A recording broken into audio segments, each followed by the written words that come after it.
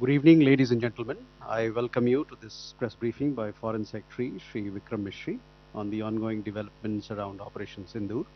We are also joined by Colonel Sophia Qureshi and Wing Commander Vyomika Singh. With that, I hand over the floor to Foreign Secretary. Sir, over to you. Thank you Randeep. नमस्कार, good afternoon, आप सबका स्वागत है. और मैं सबसे पहले अनुरोध करूंगा कर्नल सोफिया कुरैशी से कि वो आपको आज तड़के सवेरे से हुई घटनाओं से अवगत कराएं. Colonel Qureshi. Thank you sir. नमस्कार. 8 से 9 मई 2025 की मध्य रात्रि को पाकिस्तानी सेना ने सैन्य बुनियादी ढांचे को निशाना बनाने के इरादे से पूरी पश्चिमी सेना पर भारतीय वायु क्षेत्र का कई बार उल्लंघन किया. यही नहीं बल्कि पाकिस्तानी सेना ने नियंत्रण रेखा पर भारी कैलिबर वाले हथियारों से गोलीबारी भी की. अंतर्राष्ट्रीय सीमा और नियंत्रण रेखा पर लेह से लेकर सरक्रीक तक 36 स्थानों पर 300 से 400 लगभग ड्रोनों का इस्तेमाल घुसपैठ का प्रयास करने के लिए किया गया. भारतीय सशस्त्र बलों ने काइनेटिक व नॉन काइनेटिक साधनों का उपयोग करके इनमें से कई ड्रोन्स को मार गिराया. इतने बड़े पैमाने पर हवाई घुसपैठों का संभावित उद्देश्य वायु रक्षा प्रणालियों का परीक्षण करना और खुफिया जानकारी इकट्ठा करना था. ड्रोन के मलबे की फोरेंसिक जांच की जा रही है. प्रारंभिक रिपोर्ट्स से पता चलता है कि वे तुर्की के असीस गार्ड सोंगर ड्रोन्स हैं. इसके उपरांत रात में पाकिस्तान के एक सशस्त्र यूएवी ने भटिंडा सैन्य स्टेशन को निशाना बनाने की कोशिश भी की, जिसे पकड़ा गया और उसे निष्क्रिय कर दिया गया. पाकिस्तानी हमले के जवाब में पाकिस्तान में 4 हवाई रक्षा स्थलों पर सशस्त्र ड्रोन्स लॉन्च किए गए. इनमें से एक ड्रोन एडी रडार को नष्ट करने में सक्षम रहा. पाकिस्तान ने जम्मू कश्मीर के तंगधार, उरी, पुंछ, मेंढर, राजौरी, अखनूर और उधमपुर में भारी कैलिबर आर्टिलरी गन और सशस्त्र ड्रोन्स का उपयोग करके नियंत्रण रेखा के पार गोलीबारी भी की, जिसके परिणाम स्वरूप भारतीय सेना के कुछ जवान हताहत हुए और घायल हुए. भारतीय जवाबी कार्रवाई में पाकिस्तानी सेना को भी बड़ा नुकसान पहुंचाया गया.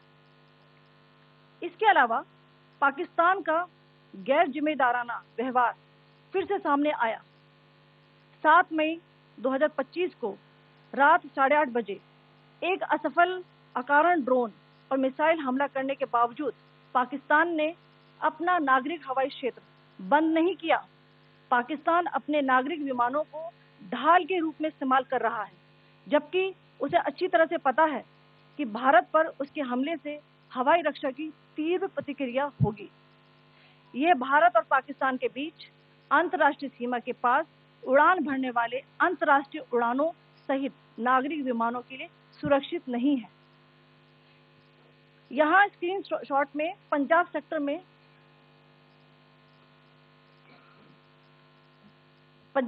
में हाई एयर डिफेंस अलर्ट स्थिति के दौरान एप्लीकेशन फ्लाइट रडार 24 का डेटा दिखाया गया है. जैसा कि आप देख रहे हैं यहाँ पर भारतीय पक्ष का हवाई क्षेत्र घोषित बंद के कारण नागरिक हवाई यातायात से पूरी तरह से रहित है. कराची और लाहौर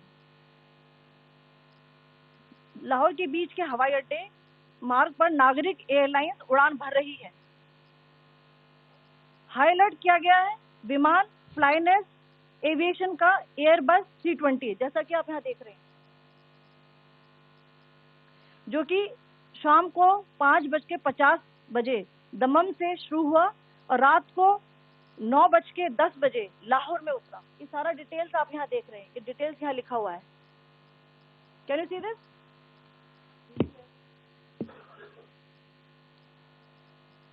भारतीय वायुसेना ने अपनी प्रतिक्रिया में काफी संयम दिखाया और इस प्रकार अंतर्राष्ट्रीय नागरिक विमान सेवा की सुरक्षा सुनिश्चित की. धन्यवाद. जय Hind.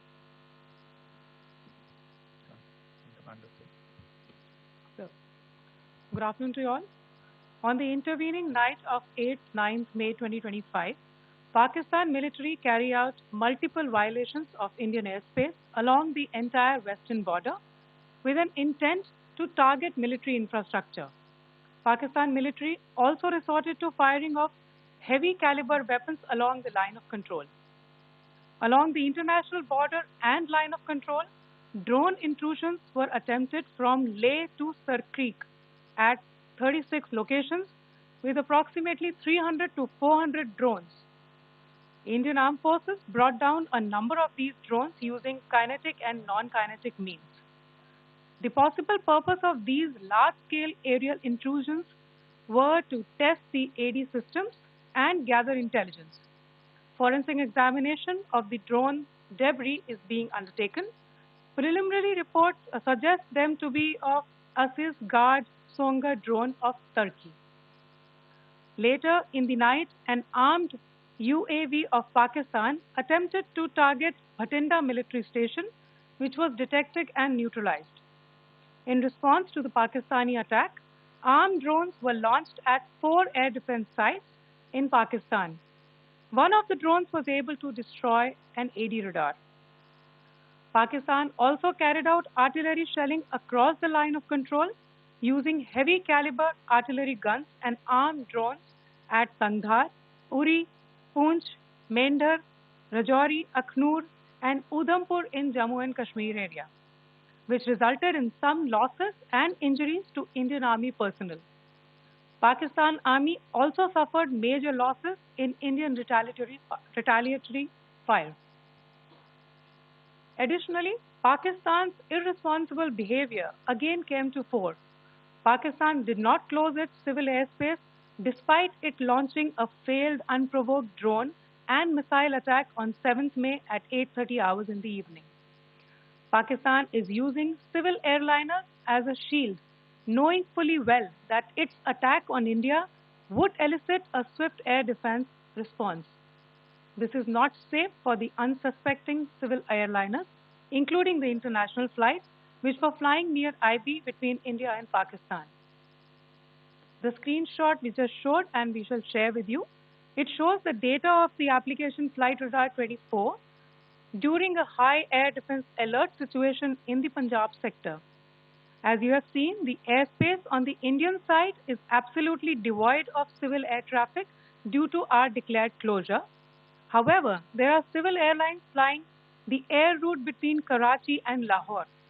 Amongst the other civil aircraft that you can see, we have highlighted an aircraft which is Airbus 320 of Flynas Aviation, which was originated from Dammam at 1750 hours and landed later at Lahore at 2110 hours in the night. Indian Air Force demonstrated considerable restraint in its response, thus ensuring safety of international civil carriers.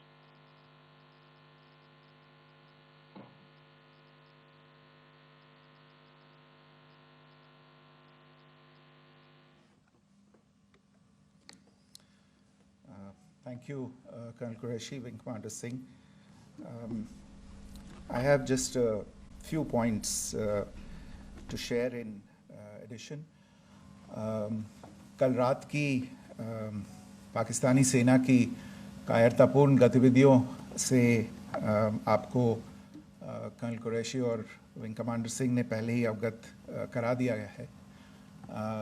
These provocative and escalatory actions that were taken by Pakistan last night were targeted at Indian cities and civilian infrastructure, in addition to some military targets.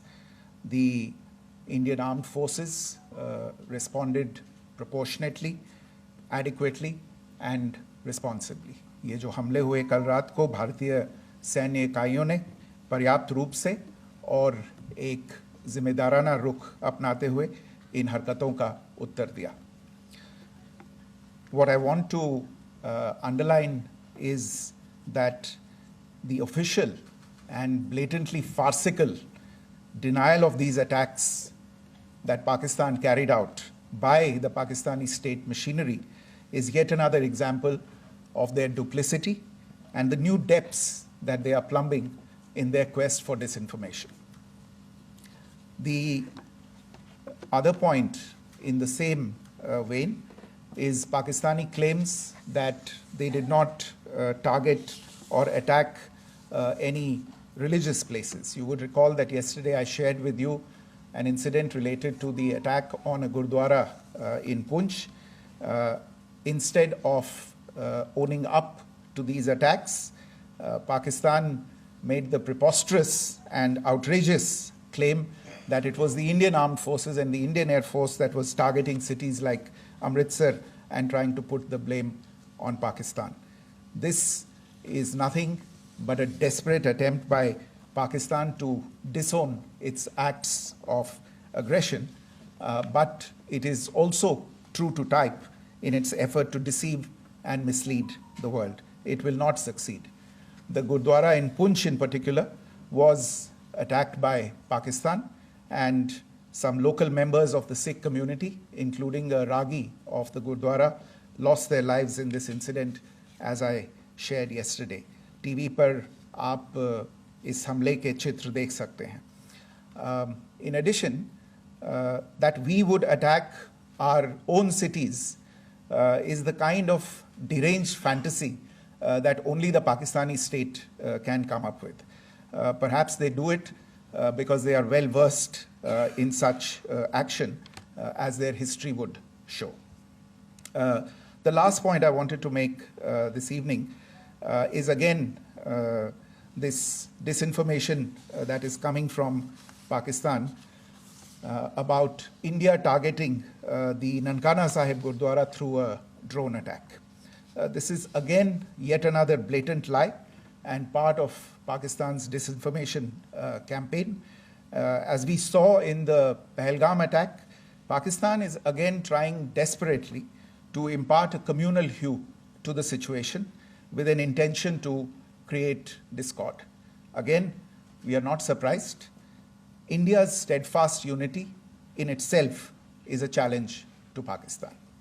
Let me stop there. I have time only for a few questions and be happy to try and answer them. First, I call Siddharth. Siddharth, please. Hi, sir. I'm Siddharth from Beyond. So this is Siddharth, behind, please. The other Siddhant. Yes. Hi, sir. I'm Siddharth from CNN News 18. Sir, I only want to know from you the status of Kartarpur corridor. Is it open or not?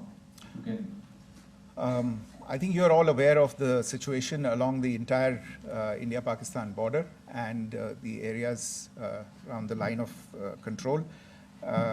In view of the existing security scenario, the services of the Kartarpur Sahib corridor have been suspended till further directions. We'll update you as and when there is a change in the situation. You have a question here, Rishabh?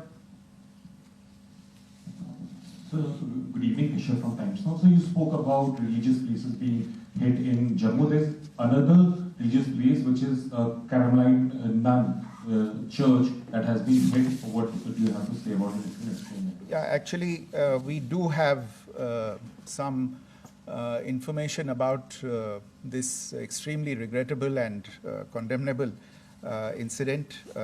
During heavy shelling across the line of control in the early morning of 7th May, a shell fired from Pakistan landed just behind the Christ School run by the Carmelites of Mary Immaculate congregation in Punch. Tragically, the shell fired from Pakistan hit the home of 2 students of the Christ School. Both students unfortunately lost their lives and their parents were severely injured. Another Pakistani shell struck a Christian convent of nuns belonging to the congregation of the Mother of Carmel, damaging water tanks and destroying solar panel infrastructure.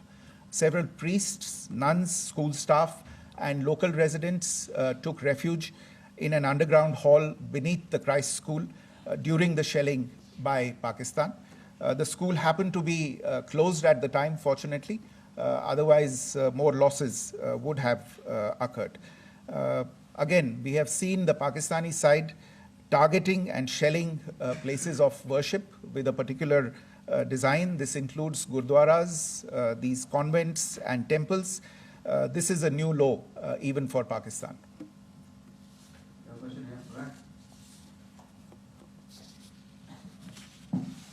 Sir Pranay Upadhyay अमर जहाज से। Sir कल आपने इसी podium से पाकिस्तान के IMF bailout को लेकर और इंडस वाटर ट्रीटी को लेकर जो टिप्पणी की थी उसकी पाकिस्तान में काफी तीखी प्रतिक्रिया भी आई और उसके बाद हमने देखा कि पाकिस्तान की तरफ से किस तरीके से लेह से लेकर भुज तक पूरी बॉर्डर के ऊपर जो इन्वेजन था वो किया गया।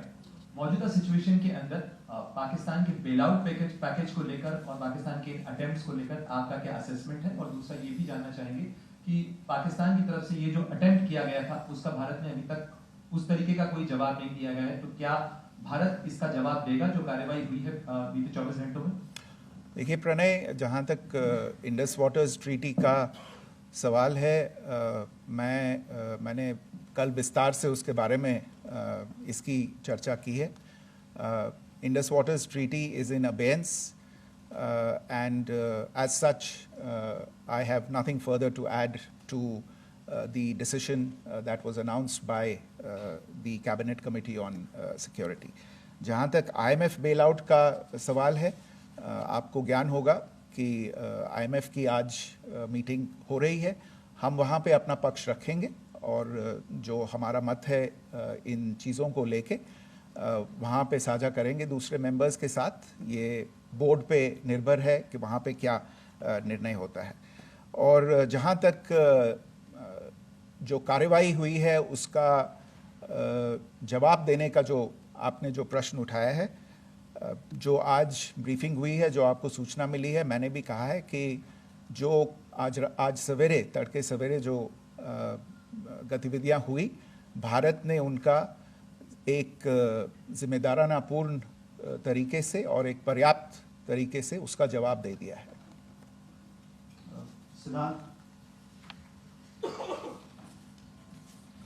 Hi sir, Siddhant from Beyond.